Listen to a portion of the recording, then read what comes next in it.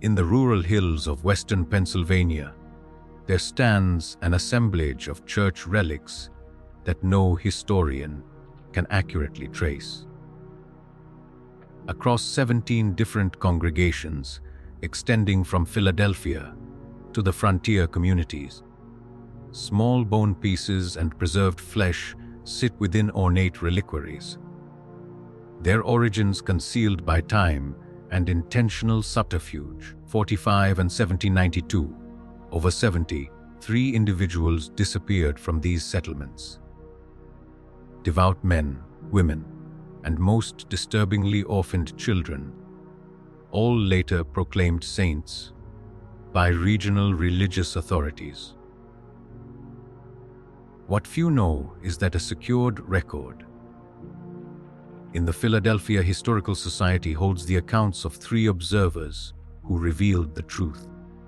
The Whitmore family workshop, where human bodies were processed into holy relics for nearly 5 decades. The manuscript has remained sealed for centuries at the request of the congregations involved. But through meticulous investigation, I have revealed the ghastly truth that the religious institution has frantically tried to keep concealed. Now, let's explore further into this unsettling episode of American religious history. The true horror of what happened in those Pennsylvania woods reaches far beyond what most historians are willing to recognize, influencing settlements whose descendants worship in those same congregations to this day. The colony of Pennsylvania in the mid-18th century flourished as a distinctive religious sanctuary. While the Quakers controlled Philadelphia and its neighboring counties with their plain meeting houses and focus on inner light, saw a mixture of Protestant sects, Presbyterian, Lutheran, and smaller Christian denominations, each founding simple timber congregations as they advanced further into frontier lands seized from native tribes. The Whitmore family arrived from England in 1742, settling in Chester County, approximately 30 miles west of Philadelphia. The hills gave way to dense forests and scattered farmsteads. Nathaniel Whitmore, a stern-faced man with penetrating gray eyes and a trimmed beard that framed his angular jawline, presented himself as a skilled craftsman of religious items. Chalices, communion plates, and ornate Bible covers quickly gained favor among the wealthier congregations. His workshop, story timber structure, situated on 12 acres of wooded land, featured large windows that flooded the main floor with natural light. There he would receive ministers and church elders who commissioned his increasingly sought after work. His wife, Elizabeth, a slender woman with delicate hands and an unnerving ability to maintain a placid expression regardless of circumstances, managed their household and 4 children with precision that neighbors found admirable, if somewhat cold. The Whitmores attended Sunday services at Harmony Meeting House, a simple Quaker gathering, where they sat quietly during worship, occasionally offering measured testimonies that impressed the congregation with their apparent spiritual depth. Their eldest son, Thomas, assisted his father in the workshop, while daughters Mary and Sarah helped their mother with household duties. William, a frail boy with an unsettling intensity in his gaze, often spent hours alone in the woods, returning with plants and small animal specimens that he meticulously maintained in his room. a hobby his parents encouraged as a scientific pursuit. Chester County in those years faced the typical challenges of colonial life: harsh winters, occasional crop failures, and the constant tension of border existence. Yet, it was also a time of religious fervor and economic growth. Awakening had swept through the colonies in the 1730s and 1740s, leaving in its wake a heightened spiritual awareness and competition between denominations for souls and status, sought to distinguish themselves not only through doctrine, but through the quality of their buildings and religious artifacts. The Whitmores seemed perfectly positioned to serve this market. Nathaniel's craftsmanship elevated him above regional competitors, and by 1745 his workshop had expanded to include 2 apprentices. Jacob Miller, the orphaned son of German immigrants, and Peter Collins, a quiet young man from a poor family in Philadelphia. The family lived comfortably, though not ostentatiously, gaining a reputation for industriousness and piety that served as an effective mask for what occurred behind the workshop's closed doors after sunset. Autumn of 1745, when Mary Collins, a devout Quaker woman known for her healing work among the poor, disappeared while traveling home from visiting a sick family on the outskirts of the county. Her disappearance caused brief concern, but as happened often in colonial times, was eventually attributed to an Indian attack or wild animal encounter. What no one knew then was that Mary Collins represented the beginning of a horrifying operation that would continue undetected for nearly half a century. 1745, as an early winter storm descended upon Chester County, Mary Collins made her final journey along the rutted path that led past the Whitmore property. The sky had darkened prematurely, heavy clouds promising snow as the wind drove brittle leaves across the frozen ground.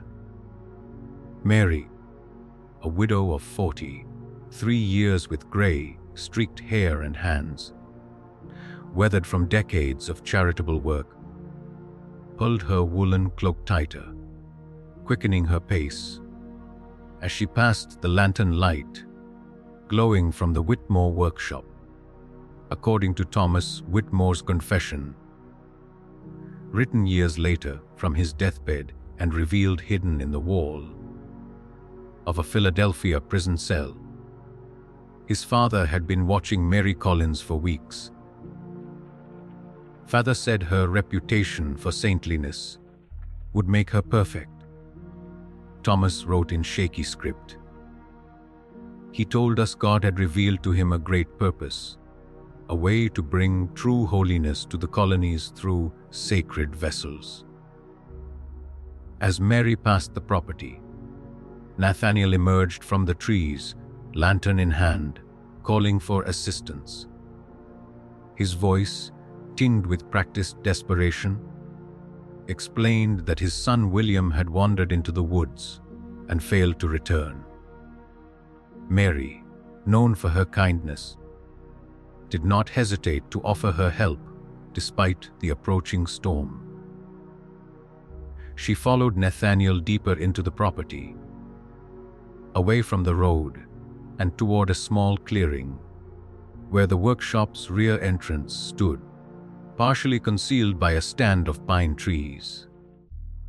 I watched from the window as Father led her inside. Thomas's confession continued. Mother had prepared the back room with canvas cloths covering the floor. I didn't understand yet what they intended. I was 16 and believed when they spoke of creating sacred relics, crafting representations, not The handwriting here became illegible, as if the writer's hand had trembled too violently to form coherent letters. What happened in that back room remained, mercifully undetailed in Thomas's account. But the aftermath was described with unsettling precision. Mary Collins's body was methodically processed over the following 3 days. Nathaniel studied preservation techniques from medical texts brought from England, taught his eldest son how to treat human tissue with a mixture of salt, herbs, and other substances to prevent decay. Elizabeth Whitmore sewed small pouches of varying sizes from black velvet, each embroidered with golden religious symbols. Father said we were doing God's work. Thomas wrote. He said the Protestant congregations of America lacked the sacred relics that gave the Catholic Church its power, and that we would provide what was needed to elevate true worship in the colonies. I believed him then. God forgive me. 2 weeks after Mary Collins's disappearance, Nathaniel Whitmore traveled to Philadelphia, carrying several ornate, wooden boxes of his own crafting. He returned with more commissions than ever before and a considerable sum of money. At the next Quaker meeting, he spoke movingly about the loss of their dear friend Mary and suggested a special memorial service be held. During this service, he presented the meeting house with an exquisitely crafted altar box, explaining that he had made it in Mary's honor. Did not know was that sealed within a hidden compartment of that box was a small piece of Mary Collins herself, the first of what would become hundreds of sacred relics, distributed throughout the colonies over the following decades. The winter of 1745 passed into spring, and with the thaw came rumors from Philadelphia, whispers of miraculous healings attributed to a holy relic held by a small Episcopal church in the city. The rector there claimed that a fragment of bone from an unknown 18th century saint had cured 3 parishioners of their ailments. The bone had been acquired, he said, from a European dealer through a regional craftsman. That craftsman was Nathaniel Whitmore. By 1750, the Whitmore family's business had expanded considerably. Their workshop had doubled in size, now employing 5 apprentices who crafted the visible products, the ornate boxes, chalices, and religious items that served as the family's public face. None of these young men were permitted access to the cellar rooms beneath the workshop, where the true business of the Whitmores took place. The family had also constructed a new home, a substantial 2-story structure of stone and timber that stood as testament to their growing wealth. The disappearance of Mary Collins had long faded from regional memory, replaced by occasional reports of other missing persons. A visiting preacher here, a devout elderly woman there, typically individuals without strong family connections, whose absences could be explained away by the dangers of colonial travel or the ever-convenient Indian troubles along the border. What changed in this period was the Whitmores' method of selecting their victims. Mother developed what she called the discernment. Sarah Whitmore wrote in a journal revealed in 1823 during the demolition of the family's abandoned home. She could identify those whose bodies would produce the most powerful relics. she claimed God spoke to her, revealing which souls were destined for sainthood after death. This chilling rationalization allowed the family to see their actions not as murder, but as a divine calling, helping these chosen individuals achieve their heavenly purpose earlier than nature intended. The Whitmores had also refined their approach to creating and distributing the relics. Nathaniel established connections with church authorities throughout Pennsylvania, New Jersey, and as far south as Virginia. These relationships were carefully cultivated through donations, exceptional craftsmanship, and the strategic sharing of confidential information about European religious artifacts becoming available through his supposed overseas connections. Father told them the Catholic Church in Europe had hoarded sacred power for centuries. Thomas's confession explained, these Protestant ministers, that acquiring relics quietly, discreetly, would bring the same power to their congregations without embracing Catholic doctrine. His arguments were especially effective with ambitious church authorities seeking to grow their flocks. The family's operation expanded to include a network of collaborators, mostly unwitting, who would report back on the miracles occurring in congregations possessing Whitmore. Provided relics would then be shared with other potential buyers, creating demand that commanded increasingly higher prices. Nathaniel instructed church authorities to keep the relics' existence secret from the general congregation, presenting them as a sacred trust known only to church elders, a strategy that limited exposure while enhancing the perceived value of these objects. What none of their customers knew was that the ancient European saints, relics they purchased at such dear cost, were created in the Whitmore cellar from the bodies of their own neighbors and countrymen. In the spring of 1753, a physician from Lancaster named Dr. began asking uncomfortable questions after examining a healing relic at the request of a patient who claimed to have been cured by touching it. His careful inspection revealed that the preserved tissue could not possibly be as old as claimed. Methods appeared inconsistent with European techniques. Before he could pursue his investigation further, Dr.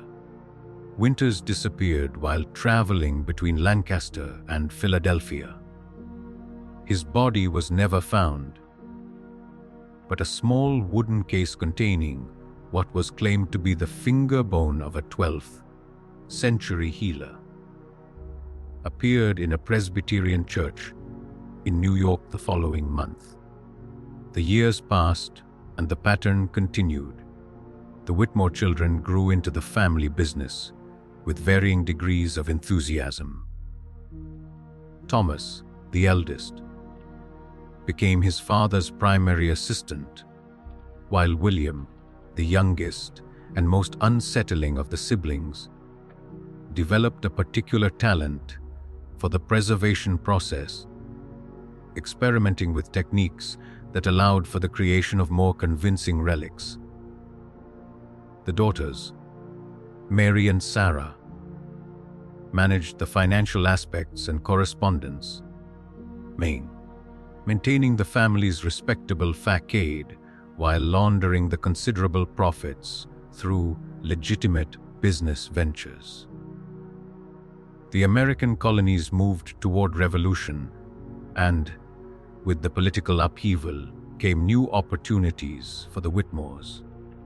The disruption of trade with England created a shortage of religious items, positioning their workshop as one of the few reliable sources for congregations throughout the colonies. The family was careful to demonstrate appropriate patriotic sentiment without becoming too closely identified with either side, a neutrality that allowed them to continue their trade, regardless of which faction controlled their territory at any given time. As the Revolutionary War approached its conclusion, a disturbing new chapter in the Whitmore family business began, one that would eventually lead to their downfall.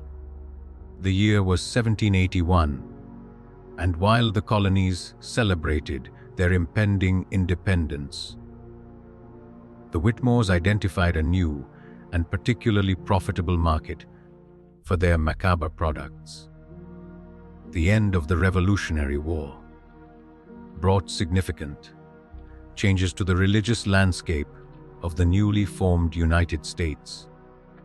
Damage during the conflict required rebuilding, and a spiritual revival swept through settlements, seeking meaning after years of bloodshed.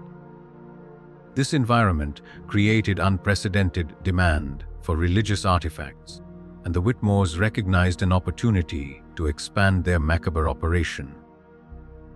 In February of 1782, the first orphan child disappeared from a church-run asylum in Philadelphia. Old Joseph Miller had been placed in the care of the Episcopal Church after losing his parents to smallpox the previous winter. Small for his age, with solemn eyes and a reputation for unusual piety, Joseph often led the other children in prayer and was favored by the clergy, who oversaw the asylum. His disappearance was noted, investigated briefly, and ultimately attributed to running away, a common occurrence in such institutions. 3 months later, off scene, Michael in Eastern Pennsylvania reported a series of miraculous events surrounding a newly acquired relic, supposedly the maintained heart of a child martyr from the early church. Claimed that prayers offered before this relic resulted in extraordinary answers, those concerning children's illnesses. The church's attendance swelled, and donations increased dramatically. Word of these miracles spread, creating demand among other congregations for similar powerful relics. William suggested the children. Sarah Whitmore's journal revealed in a passage written in a shaky hand, as if by fallen tears. He said their innocence made them more powerful vessels for divine work. The father hesitated at first, but the prophet potential convinced him. God help me, I knew it was wrong, yet I said nothing. Followed was perhaps the most unsettling phase of the Whitmores' operation. Between 1782 and 1785, at least 16 children, all orphans or from destitute families, vanished from settlements within a day's ride of the Whitmore property. Each disappearance created a brief stir before being attributed to the usual suspects: wilderness dangers, child traffickers bound for distant cities, or simply the harsh realities of life for unprotected minors in the early Republic. During this same period, the market for child saint relics flourished among certain congregations. Commanded prices 5 times higher than adult relics, justified by their supposed spiritual potency and rarity, grew wealthier than ever, investing their blood money in land, businesses, and political connections that further insulated them from suspicion. However, the increased scale of their operation necessitated more hands, forcing the family to partially initiate 2 trusted apprentices into their secrets. One of these men, Daniel Foster, would later become central to the family's undoing.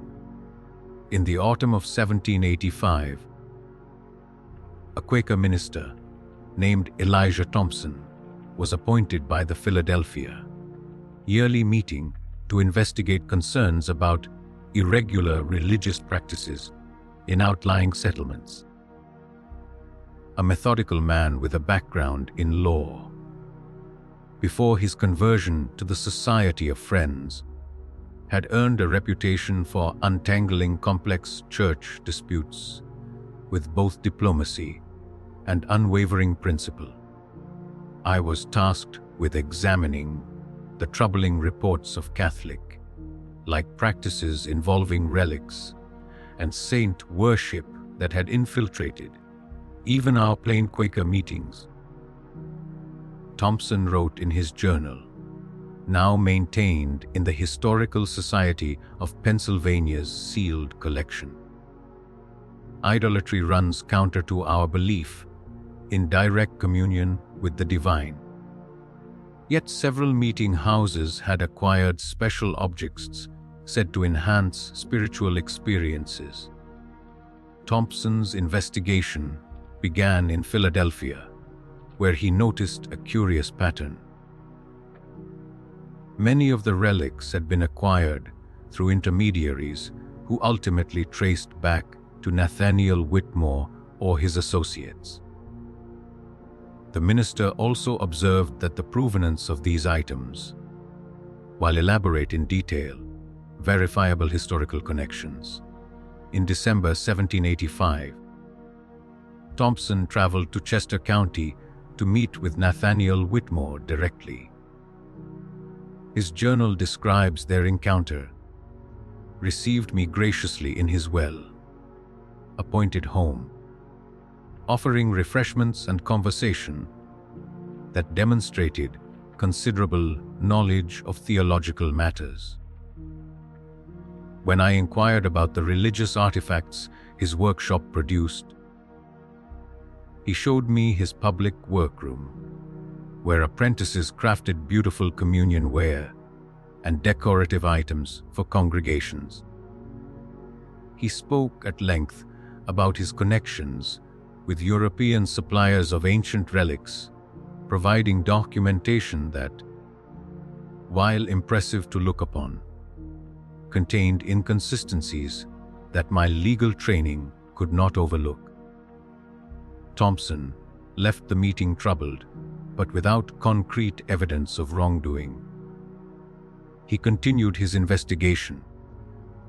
Authorities who had purchased Whitmore relics and cataloging the miracles attributed to them, a disturbing pattern emerged. The most dramatic miracles often involved observers who had some connection, however tenuous, to the Whitmore family or their associates. I began to suspect a deliberate scheme to manufacture not only the relics themselves, but the miracles attributed to them. Thompson wrote, "Certain individuals appeared repeatedly in different settlements, events before moving on. When tracked, their movements formed a web with the Whitmore property at its center. As Thompson's investigation intensified, strange occurrences began to plague him. Items went missing from his lodgings. Correspondence failed to reach its intended recipients.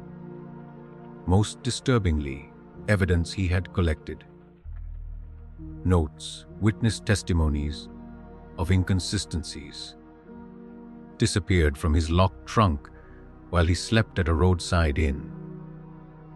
In February 1786, Thompson returned to Philadelphia to present his findings to the yearly meeting committee that had commissioned his investigation.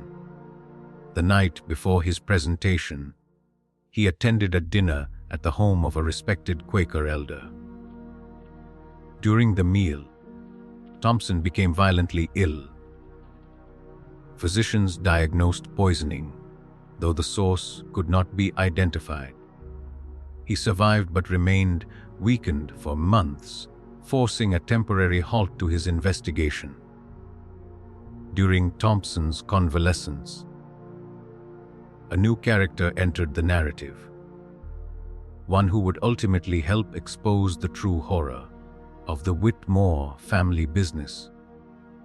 Daniel Foster, the apprentice who had been partially initiated into the family's secrets, began experiencing what he described as unbearable attacks of conscience. After witnessing the processing of a child's body, reportedly that of a 12-year-old orphan girl from a Methodist children's home, Foster fled the Whitmore compound in the middle of the night, taking with him a journal in which he had secretly documented dates and details of the family's activities. Foster made his way to Philadelphia, where, after weeks of gathering courage, he approached Elijah Thompson with his testimony. The Quaker minister, still recovering from his poisoning, listened in horror to Foster's account. The young man shook violently as he spoke. Thompson recorded. He described a cellar chamber beneath the Whitmore workshop, where bodies were suspended from hooks like butchered animals, draining into collection vessels. He spoke of specialized tools for removing bone, muscle, and organs with minimal damage, and of preservation techniques involving salt, alcohol, and herbs that allowed human tissue to maintain a lifelike appearance for months or years. Most unsettling was Foster's description of the family's demeanor during these activities: calm, methodical, even reverent, as if performing sacred rites rather than desecrating human remains. He reported that Nathaniel and Elizabeth Whitmore regularly led prayers before and after these processing sessions, thanking God for choosing these vessels for His divine purpose, and asking blessing upon those who would receive the sacred gifts created from the bodies. With Foster's testimony and journal, Thompson prepared to take action. However, before he could present this evidence to authorities, a devastating fire destroyed his Philadelphia residence, claiming all of Foster's documentation. The apprentice himself vanished the following day. His fate remained unknown until partial remains identified by unique boot buckles were revealed in the Delaware River 3 weeks later. Thompson continued his investigation with even greater caution. No longer keeping written records and sharing information only with his most trusted associates, he developed an elaborate system of coded messages and multiple informants, slowly rebuilding his case against the Whitmore family. Fifth, Thompson had connected at least 27 disappearances to the Whitmore operation and identified 9 congregations that unknowingly housed human remains disguised as sacred relics. What he still lacked was physical evidence that would convince skeptical authorities to move against a family that had by then cultivated powerful connections throughout Pennsylvania society. The opportunity to obtain such evidence came from an unexpected source: Sarah Whitmore herself. The winter of 1787 brought unusually heavy snows to Pennsylvania, isolating the Whitmore compound for weeks. at a time. During this period of forced seclusion, fractures within the family deepened. Sarah Whitmore, who had maintained her journal in secret for years, began to crumble under the psychological weight of her complicity. Now 32 and unmarried, her father had discouraged suitors who might have taken her away from the family business. She found herself trapped in a nightmare of her own making. "I can no longer sleep without seeing their faces," she wrote in December 1787. "The children especially haunt me." William has become something inhuman in his enthusiasms. Last week he spoke of experimenting with preservation techniques that would allow for entire limbs to be marketed as intact relics. Speaking of the profit potential, while quoting scripture about the sanctification of holy vessels, "I cannot bear much more of this." Sarah's crisis of conscience coincided with an escalation in the family's activities. The success of their child relics had emboldened them, particularly William, whose role had expanded as Nathaniel aged. 7. William had developed refinements to their preservation techniques that allowed for more convincing relics and consequently higher prices. He pushed for increased production, arguing that the post-revolution spiritual hunger created a market they should fully exploit. This acceleration required more victims, creating greater risks of discovery. William proposed a solution, targeting remote frontier settlements where disappearances would attract less attention. Nathaniel, now showing signs of the illness that would eventually claim his life, conceded leadership to his youngest son. Thomas's objections that such expansion invited unnecessary danger. In January 1788, occurred that set in motion the family's eventual exposure. First, from a 2-week journey to western Pennsylvania with 3 new subjects, all children from a remote settlement devastated by winter illness. The processing of these victims in such quick succession overwhelmed even the family's efficient system, forcing them to store partially maintained remains in the workshop cellar for longer than usual. Second, and more significantly, Sarah Whitmore made a fateful decision. During a rare solo trip to Philadelphia to deliver correspondence and collect payments, she sought out Elijah Thompson, whose investigation she had learned about through her family's surveillance of potential threats. Their meeting, held in the back room of a Quaker bookshop, lasted over 3 hours. Thompson's coded notes, deciphered decades later, recorded Sarah's revelations. Female W provided confirmation of all suspicions, and worse beyond imagining, more extensive than previously documented.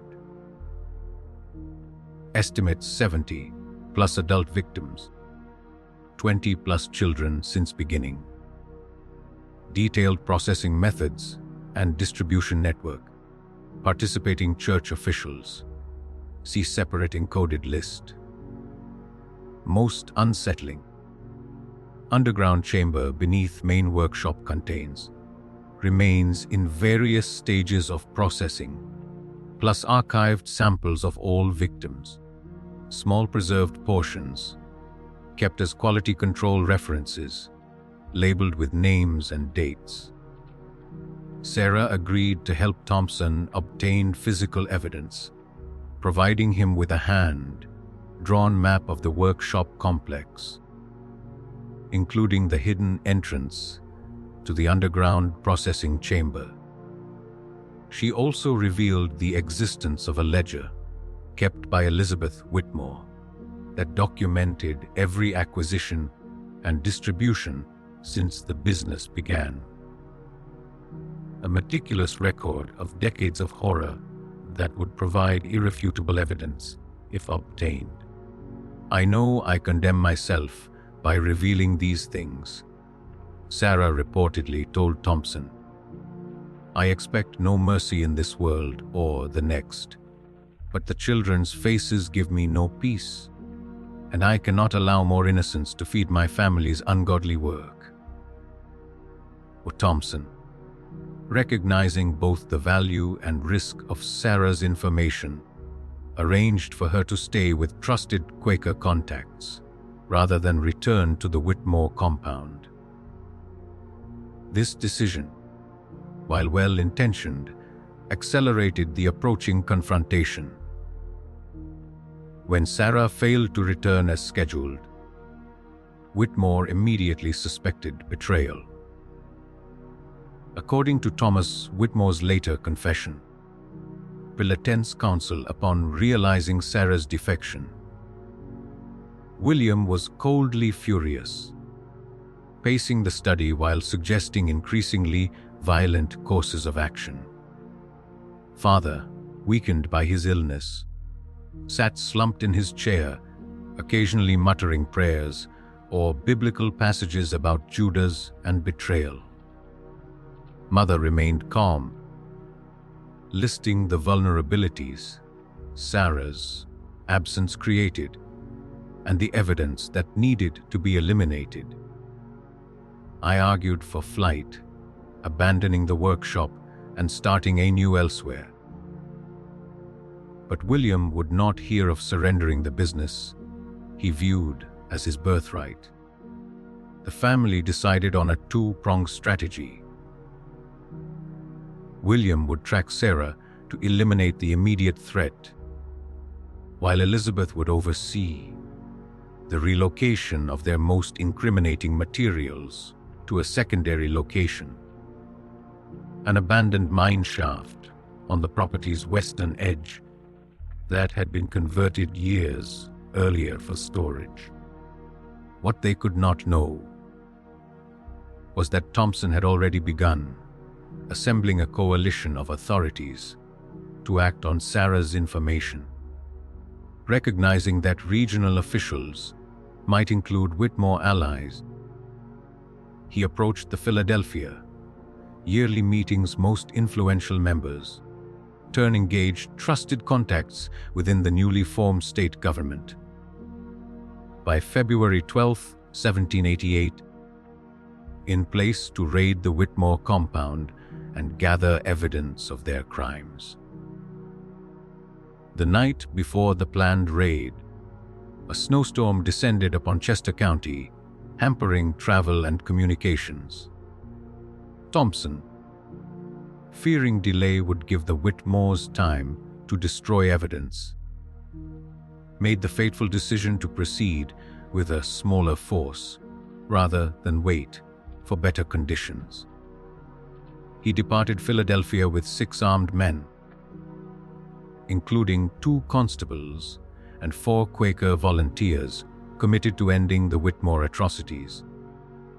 What followed was described by multiple sources as the night of unholy discovery, an encounter with human depravity that would haunt all involved for the remainder of their lives.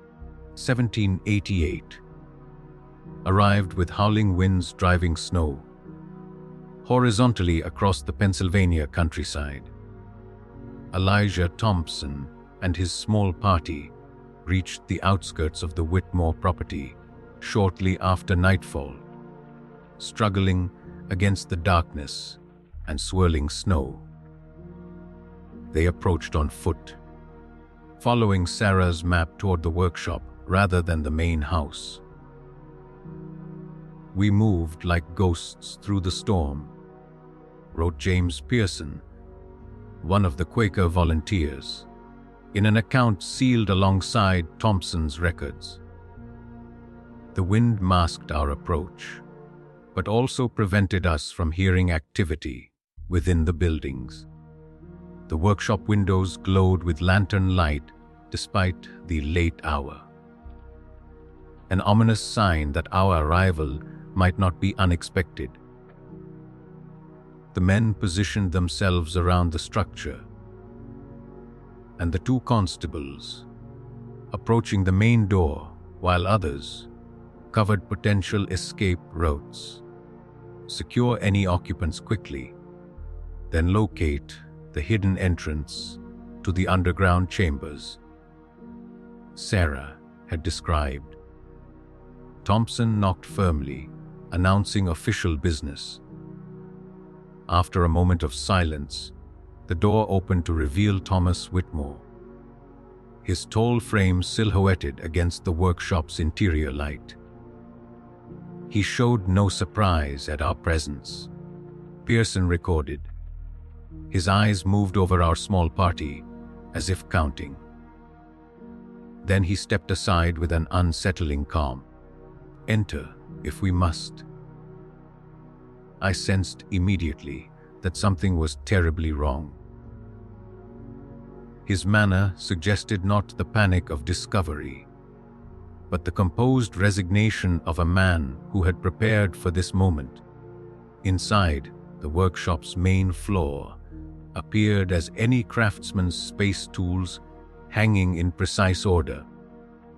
Partially completed religious items arranged on workbenches. The scent of wood shavings and varnish hanging in the air.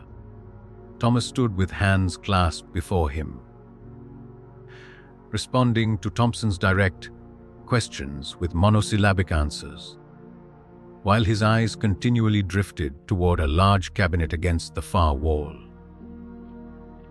Following this gaze, William Bradford moved toward the cabinet, finding it unlocked. Inside, rather than tools or supplies, he revealed a black velvet pouch containing what appeared to be a preserved human finger. Upon this discovery, Whitmore's demeanor changed. Bradford later testified. He sank to his knees, muttering what sounded like prayers or confessions. When questioned about other family members, he revealed that his father lay ill in the main house, while his mother and brother William had departed hours earlier with several large trunks, heading west toward the property's edge. Immediately dispatched 2 men to intercept Elizabeth and William, while he and the remaining party pressed Thomas to reveal the entrance to the underground chamber. Resistance, Thomas led them to a workbench that, when slid aside, exposed a trapdoor set into the workshop floor. The smell that rose from that opening struck us like a physical blow. Pearson wrote, "A miasma of chemical preservatives mixed with the unmistakable stench of human decay." Thomas lit a lantern and led us down narrow wooden stairs into darkness that seemed to swallow the light. What we found below exceeds my ability to describe without compromising my soul's peace. Yet the truth must be recorded, no matter how abhorrent. The underground chamber extended beneath both the workshop and beyond, a series of rooms carved from the earth and reinforced with timber supports. The first space contained workbenches similar to those above, but the implements laid upon them were clearly designed for surgical precision rather than woodworking.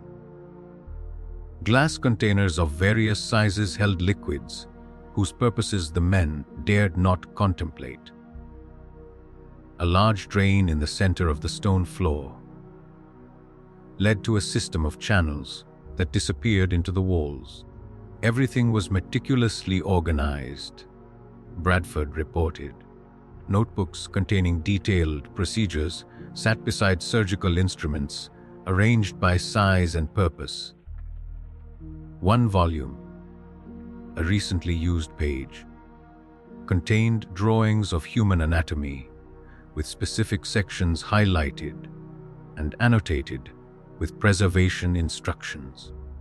The adjacent room revealed the true horror of the Whitmore operation.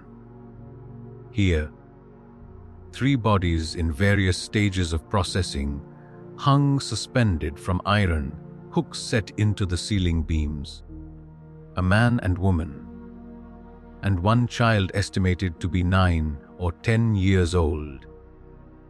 Each had been partially dissected with surgical precision, their remains treated with preservatives that gave the exposed tissue an unnatural waxy appearance.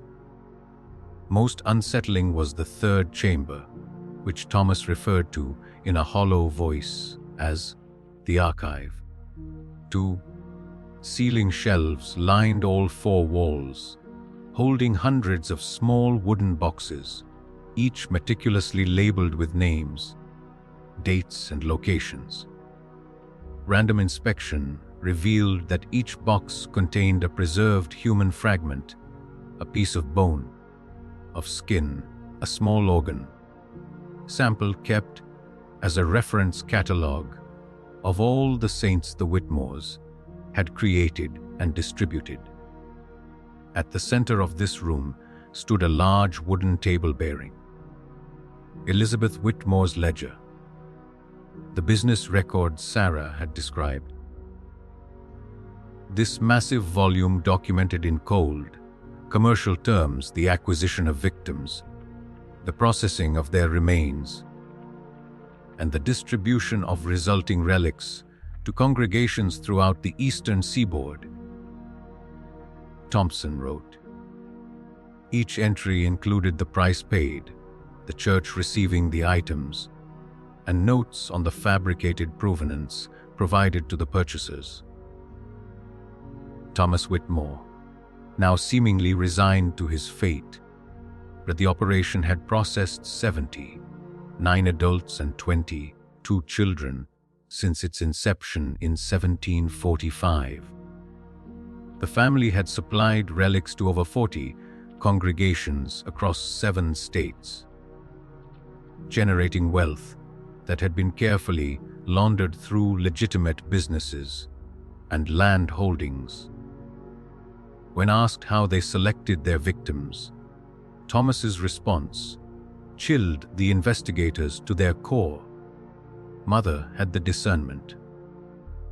She could sense those whose bodies would produce the most powerful relics. The truly devout, those whose suffering purified them for sacred purpose. She taught William to see it too. They would watch at church gatherings, at revival meetings, identifying those whose flesh might bring miracles. The investigation of the underground chambers continued for hours, with the men documenting their findings as thoroughly as their shaken state allowed. As dawn approached, a commotion from above drew them back to the workshop level, where they found the 2 men who had been sent to intercept Elizabeth and William Whitmore. One was seriously injured, a deep knife wound to his shoulder. William Whitmore fought like one possessed, the wounded man reported. We found them at the abandoned mine shaft, as Thomas had indicated, transferring boxes from a wagon into the entrance. When confronted, Elizabeth attempted to reason with us, offering money for our silence, while William circled behind. He struck without warning, a butcher's precision to his violence. My companion is dead, his throat cut before I could intervene. The Whitmores fled into the forest with what they could carry. A broader manhunt was organized as daylight broke. with messengers sent to alert authorities in neighboring counties. Nathaniel Whitmore was found in the main house, too weakened by illness to have participated in the recent activities. He offered no resistance when taken into custody, alternating between religious justifications for his family's work and apparent confusion about his surroundings. The search for Elizabeth and William Whitmore continued for 3 days before reaching its macabre conclusion. Their bodies were revealed in a small hunting cabin 12 miles from the family property, arranged side by side on a crude altar constructed from regional materials. Both had consumed poison after apparently performing some form of ritual whose exact nature remains unclear. Notes found at the scene suggested they believed their deaths would consecrate the remaining relics they had managed to salvage during their escape. Whitmore was tried in Philadelphia in April 1788. The proceedings conducted with unusual secrecy due to the sensational and unsettling nature of the crimes. He was hanged on May 7, 1788, after providing a complete confession that corroborated the physical evidence found at the family compound. The most challenging question facing authorities was how to handle the hundreds of human remains that had been distributed as relics to unsuspecting congregations. Reached after lengthy deliberation involving both government and religious authorities, prioritized preventing public panic and religious disillusionment over full disclosure. The aftermath of the Whitmore family's horrific operation presented unprecedented challenges for both civil and religious authorities in the young United States. Threatened to undermine public faith in religious institutions at a time when such faith was considered essential to the moral foundation of the new nation. After consultation with authorities from various denominations, a decision was that would shape how this dark episode would be remembered, or rather, deliberately forgotten. Were determined that the faithful should be protected from knowledge that might devastate their spiritual foundations, wrote Judge William Bradford in a sealed memorandum to the Pennsylvania governor, that unknowingly participated in this abomination need not bear the burden of public shame or lose the confidence of their parishioners. All records of this investigation shall be sealed for a period not less than 100 years, and officials involved are bound to silence by oath. The congregations that had purchased Whitmore relics were privately informed of their true nature. Each institution was given the option of having the human remains quietly collected for proper Christian burial in unmarked graves, or allowing the church authorities to handle the matter themselves with absolute discretion. According to Thompson's final report, most chose the latter option, unwilling to involve even the discreet government representatives in what was viewed as a profound desecration of their sacred spaces. Could not have anticipated was how many church authorities decided upon a third option, one that speaks to the darkest aspects of human psychology and religious conviction. 3 congregations identified in Elizabeth Whitmore's ledger. Historical records suggest that at least 17 chose to retain the human remains, continuing to present them as authentic relics while knowing their true origins. The justification offered by these clergy was unsettling in its pragmatism.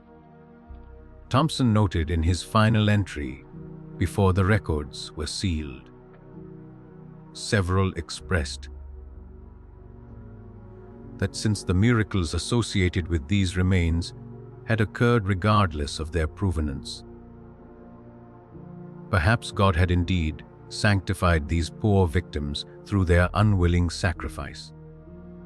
Spoke more practically of the donations, increased attendance, and enhanced prestige their congregations had gained through possession of these powerful relics.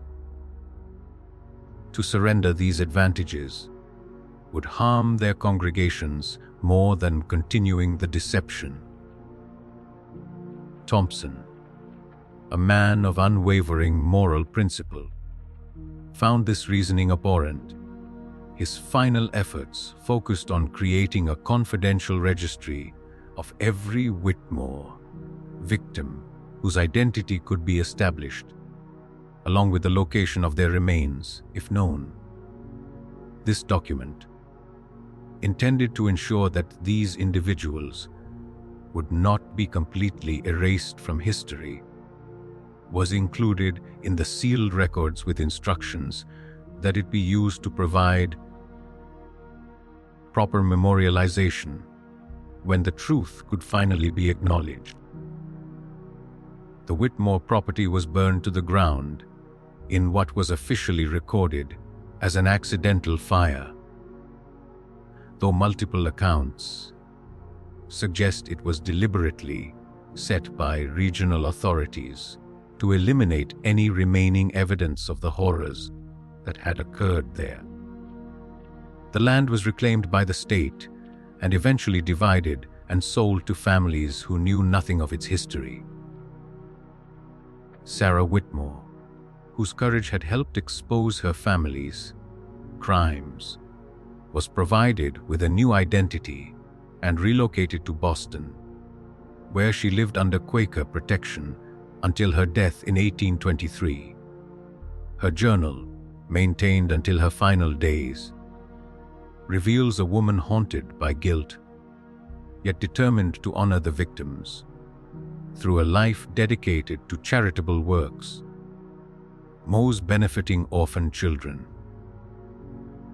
"I cannot undo what my family wrought," she wrote in her final entry, "but each child I helped to safety and education stands against the darkness we created.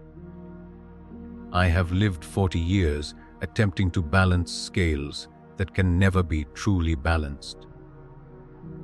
I go to my judgment with no expectation of mercy, only the hope that those we harmed have found the peace we stole from them." The physical evidence of the Whitmore family's crimes, the surgical tools, preservation formulas, workshop apparatus, was supposedly destroyed after the trial. However, rumors persisted for decades that certain items had been quietly maintained by medical schools or private collectors fascinated by the technical innovations the family had developed for tissue preservation. To early medical researchers were the Whitmore's techniques for maintaining the lifelike appearance and flexibility of maintained human tissue, methods that William Whitmore had apparently developed through years of macabre experimentation. Several early 19th century medical texts contain oblique references to preservation processes that bear striking similarities to those described in the Whitmore case records, though never with direct attribution to their true source. The account of the Whitmore family might have remained completely buried were it not for a courthouse fire in Philadelphia in 1879. As water, damaged documents were removed for restoration. Several sealed packets from the 1788 case were mistakenly included, with regular court records being processed. Revealed portions of Thomas Whitmore's confession and alerted his superiors, who quickly resealed the documents. However, rumors of their content circulated among courthouse employees, eventually reaching a reporter for the Philadelphia Inquirer. The resulting investigation produced a sensationalized account that, while containing numerous inaccuracies, the basic outline of the Whitmore crimes into public knowledge for the first time. The article, published on November 17, exactly 4 years after Mary Collins became the family's first victim, created a brief sensation before being denounced by religious authorities as lurid fiction and anti-religious slander. Without access to the sealed records, the reporter could not substantiate his claims, and the account was eventually retracted under pressure from influential church authorities. By this time, most of the congregations that had knowingly retained Whitmore relics had either disposed of them, as older clergy died and were replaced, or had incorporated them so completely into church tradition that their origins were forgotten, even by the institutions themselves. The physical evidence of the family's crimes had been scattered to unmarked graves, private collections, and church reliquaries where they remained, their true nature known only to a dwindling few. In 1923, to the Pennsylvania Historical Society building, workers revealed a hidden compartment behind a bookshelf containing the complete sealed records of the Whitmore case, apparently placed there by Elijah Thompson himself as insurance against the official records being destroyed. The Society's director, recognizing the historical significance of the documents, made the controversial decision to maintain them while preserving their confidentiality. They were catalogued under an innocuous title and restricted to qualified researchers who obtained special permission.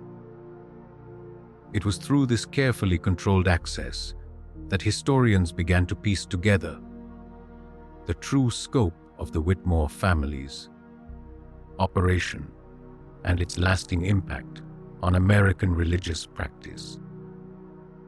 The most unsettling aspect of these later investigations was the confirmation that human remains processed by the Whitmores continued to exist in church collections well into the 20th century, with some possibly remaining to the present day. A survey conducted discreetly in 1967 identified 11 congregations across the eastern United States that still possessed objects matching descriptions in the Whitmore ledger.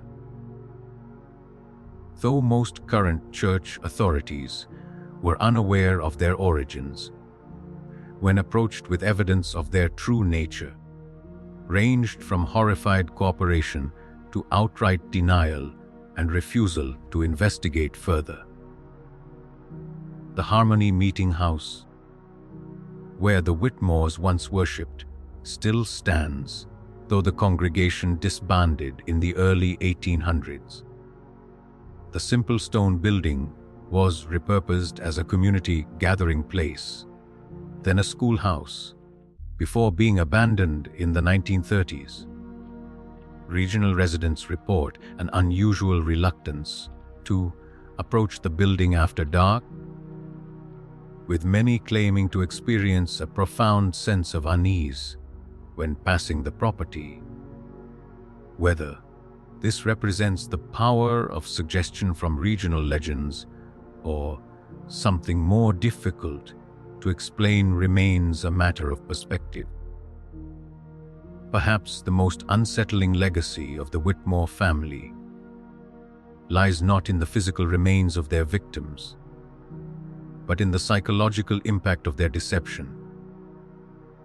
The notion that objects of devotion, handled with reverence and believed to channel divine power, could actually be the products of serial murder, creates a profound cognitive dissonance for those confronting this history. It raises uncomfortable questions about the nature of faith, the power of belief, and the human capacity for self-deception in service of desired outcomes. The Whitmore case also forces us to confront the troubling reality that miracles attributed to these fraudulent relics were reported by seemingly reliable observers. Contemporary accounts describe healings, visions, and other phenomena experienced by individuals with no connection to the Whitmore conspiracy and no apparent motive to fabricate such claims. Were these merely the power of suggestion and coincidence? Or does sincere belief create its own reality, regardless of the physical object's true nature? The philosophical implications extend far beyond this single historical case. In 1992, ground-penetrating radar was used to survey the former Whitmore property, revealing anomalies consistent with underground chambers and what appeared to be a filled-in mineshaft. Limited archaeological investigation confirmed the existence of structures matching descriptions in the historical record. Though no human remains were recovered, the current landowners, unsettled by these findings, to permit further excavation. The site was reburied and marked as historically significant, but not open to the public. The last verified Whitmore relic was removed from a small Lutheran church in western Pennsylvania in 2005, when renovation work exposed a hidden compartment behind the altar containing a small velvet pouch and a letter from 1788. The church pastor, upon learning the likely origin of the object, arranged for DNA testing that confirmed it was human tissue. The remains were given a proper burial in the church cemetery with a simple marker reading, "Unknown Child of God, you." As for the Whitmore family home, the property changed hands multiple times after the state's confiscation and eventual sale. Where the workshop once stood remained undeveloped, as successive owners reported that crops planted there failed to thrive and livestock refused to graze on that particular section of land. Holds that on certain autumn nights, particularly around November 17, the outline of the work is seen, glowing faintly in the darkness, though no physical structure has stood there for over 2 centuries. The most enduring legacy of the Whitmore case may be the questions it raises about how we construct and maintain historical narratives. The deliberate suppression of this account by both governmental and religious authorities demonstrates how uncomfortable truths can be systematically erased from public memory when they threaten established institutions or cherished beliefs. It stands as a reminder that what we know as history often represents not the complete truth of the past, but rather the version of events that powerful interests have allowed to survive.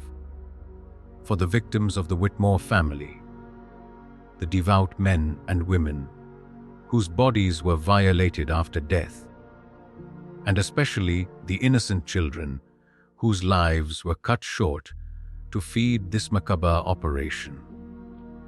Perhaps the greatest injustice is not just their murder, of their stories. They died twice, first at the hands of their killers, and then again when their identities were deliberately obscured to protect institutional reputations. As we conclude this dark episode of American religious history, we should remember that somewhere in eastern Pennsylvania, unmarked graves hold the partial remains of those who unwillingly became saints through the Whitmores.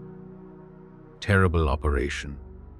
Other fragments of these same individuals may still rest in church reliquaries, venerated by the faithful who remain unaware of their true origins.